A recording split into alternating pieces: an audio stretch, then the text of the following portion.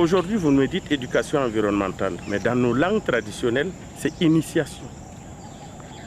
L'initiation dont on parle, l'initiation africaine, c'était de les amener, les former. Les former, leur apprendre à se servir de la nature de façon durable pour se nourrir, pour se vêtir, pour se soigner, pour leurs besoins spirituels et religieux, pour une vie harmonisée. L'enfant, lorsqu'il allait en camp d'initiation, durant cette période qui était environ de 2 mois, 3 mois, on lui apprenait tout cela. Donc il connaissait l'importance des éléments de la nature pour lui. Et maintenant, dans le sens de la régulation, de la conservation et de la préservation, on leur disait tel animal était sacré, tel animal était sacré. Et le mot sacré signifie respect, adoration même de foi, protection et défense. Donc nous nous sommes appuyés sur ces valeurs-là pour réveiller certaines fibres. Et tout au long de l'éducation des enfants, l'oralité est une donnée principale dans le mode de communication. Et le parc urbain Bangourou-Rokon, dont je rappelle le nom, signifie la forêt où on acquiert le savoir. C'est comme une école à ciel ouvert. C'est un laboratoire permettant de donner, de matérialiser tout ce que nous apprenons à l'école, qui est 2 fois abstrait et pas 2 fois concret.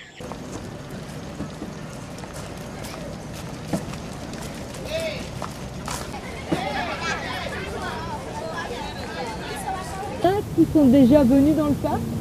Oui. Vous levez la main très haut. Donc vous devez protéger les oiseaux.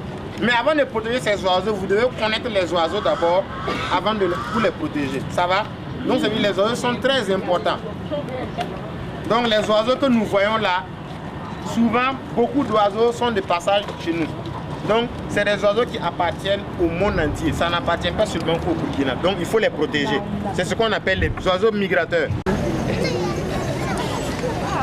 Depuis quelques années déjà, le gouvernement a introduit ENP, c'est-à-dire que éducation environnementale. On voit ça dans le programme Les plantes, les animaux, surtout pour leur protection. Et ce matin, nous avons vu la pépinière, ça leur a fait beaucoup de bien parce que hier, nous avons parlé de la pépinière.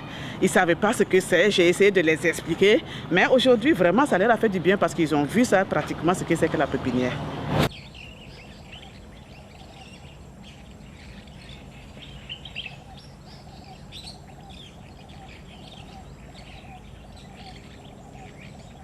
Dans le cadre de la mise en œuvre de son programme d'éducation environnementale, la GIRAF signe régulièrement des protocoles d'exécution avec les différentes écoles qui mènent plusieurs activités dans le sens de l'éveil à l'éco-citoyenneté des enfants. Et c'est dans ce contexte qu'il est prévu une visite de la forêt classée réserve partielle de faune de la Komoé-les-Rabats. Donc, cette activité consiste à amener les enfants et nous laissons la latitude à l'enseignant qui va poser des questions aux enfants qui répondent, de sorte qu'on suscite en eux l'éveil de la protection des ressources naturelles. Sur le panneau, qu'est-ce que vous voyez? Oui? On voit le feu. On voit le feu.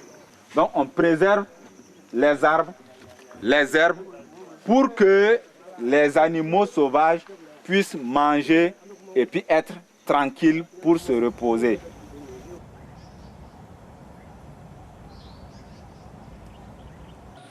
Dans l'éducation morale et civique que nous donnons, il y a des chapitres qui sont réservés à l'environnement. Voilà. Par exemple, la protection de l'environnement, la lutte contre l'avancée du désert, comment planter et entretenir un arbre, permettre à l'enfant de profiter de cet environnement-là pour vivre tout en le protégeant. Donc les activités pratiques, c'est pour mettre en application les notions théoriques que nous avons enseignées. Puis en classe, nous montrons théoriquement comment il faut faire. Maintenant, on part sur le terrain. Ce sont les activités d'entretien de jardinage, par exemple, comment il faut montrer aux enfants comment il faut planter un arbre et puis l'entretenir. Il faut prendre d'abord le mot éduquer, alors, qui est tout autre que instruire. Éduquer, c'est d'abord inculquer des connaissances, préparer une méthode de vie pour soi et pour la société. Il faut recultiver ça. Qu'est-ce qu'il y a d'habitude ici?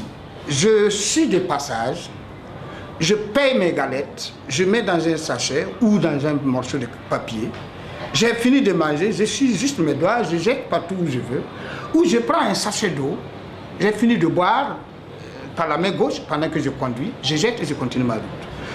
Quelqu'un qui a grandi dans ces habitudes, il serait très difficile de venir lui dire d'emblée, jette ça, ne jette plus ça ici.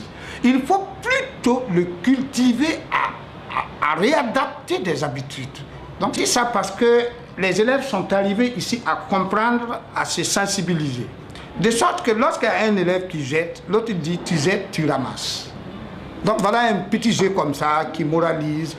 Et petit à petit, on prend cette habitude et on devient soi-même maître.